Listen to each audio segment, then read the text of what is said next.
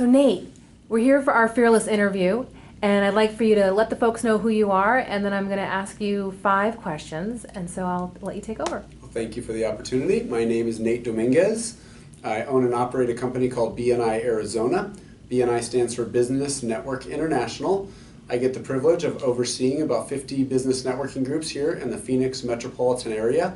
BNI is not only the largest business networking organization here in Phoenix, throughout Arizona, but also around the world. We now have a presence in more than 60 different countries on every major populated continent. And we put together networking groups of small business owners, entrepreneurs, and salespeople who live by a philosophy that we call Givers Gain. And we get together weekly to support each other, help each other grow our businesses, pass and receive referrals, become better public speakers, several different things that help business, and that's me. Awesome. So the first question is, why did you start or get into your business? So when I was a kid, I didn't realize it, but I somewhere along the way became a networker, or maybe I'm a natural networker. And when I was a real little kid in my neighborhood, I would help to arrange what my friends and I would all do on a daily basis. When I was in high school and throughout college, I would help to host and plan parties. I have a little bit of a natural networking ability. So you tie that together with the fact that my father started some of the first BNI chapters here in Arizona about 28 years ago. So I grew up around BNI, and when you tie together my abilities with the fact I grew up around it, after graduating from college with a degree in marketing, I wasn't sure exactly what I wanted to do with that. My dad presented an opportunity for my wife and me to purchase the family business off of him. So we did so more than a decade ago, and now we get the privilege of working with about 1,500 small business owners, entrepreneurs, and salespeople throughout all of Arizona, but primarily in Phoenix, and we really enjoy it. Well, awesome. So the next question is, what's the biggest fear you had to overcome to get started? It's an easy one, public speaking. So even though I was a natural networker as a kid, I did not enjoy speaking in public. My mother has reminded me that when I was a little guy, it was my day for show and tell once at school to present something in front of my friends. And I begged my mom to stay home sick that day because I did not want to speak in front of my classmates or my teacher. And so throughout college, I took some public speaking classes. I heard the old adage that the #1 fear of the average American is public speaking. I since have heard that that's pretty accurate based on surveys and studies. So I took some public speaking classes. I threw myself into some opportunities where I had no choice but to speak. I started training other people on how to be better public speakers, and I learned a lot from that. And so I'm certainly still no expert. I am no professional speaker by any means, but a fear that I had early on was standing up in front of people and speaking, and now I not only have gotten over it, but I'm continuing to get better at it, and I really enjoy it. I still get butterflies, and I've heard a lot of speakers say that that's the case. Before I go on stage or before I do a training, I still get butterflies, I still get nervous, my palms will sweat, but by the time I'm on stage with a microphone in my hand and an audience, whether I know them well or I'm just meeting them for the first time, usually responds pretty well, and so I think I've gotten over that fear. Nate, the reason why I chuckle is I've heard you speak many times, and if you hadn't told me that, I would never in a bazillion People years say believe that it. often. So that's wonderful. I've come a long way. That's a really great testimony. What was your first big bump in the road, and how did you overcome it?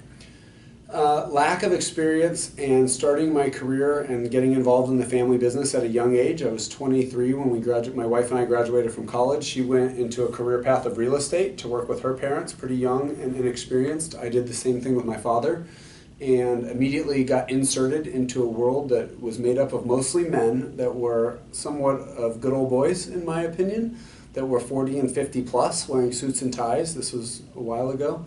And I now realize that they would kind of look right through me, and I didn't get a lot of respect early on. Probably in part because of the public speaking thing, but also due to a lack of experience and a lack of knowledge that took some time to gain and build up. And by no means am I all the way through that obstacle, but I seem to feel like I get a lot more respect now from people who are older than me, people who are more successful than me, than I did back then. And so I actually thrive off of that, and I see it as an opportunity. And now I actually love the challenge, and I do so in some nonprofit worlds where I find myself in rooms full of much more successful, much wealthier, much older, much more experienced people, and now I thrive off of it, where in the early days it kind of scared me a little bit. What is your biggest fear right now, and how are you plowing through it? So that's a great question. It's not that it's a fear of mine, but it's something that I get confronted by often, and that is how quickly technology is evolving. So I network with people, and I network with businesses, and I like face-to-face collaboration, and it really is the heart and soul of my business, of my life, of my lifestyle. And so even though I'm all for technology advancing and getting faster and quicker and easier, it does keep me up at night sometimes to realize that technology is evolving faster than I'm keeping up with it. At least it feels like sometimes, with phones and with social networking and social media and with video actually is part of it, and instant gratification. So it's not a huge fear of mine, but it does kind of have me wonder sometimes, what can I do or what do I need to do to stay ahead of the curve, to keep up with my competition, to keep up with the next generation and not get run over.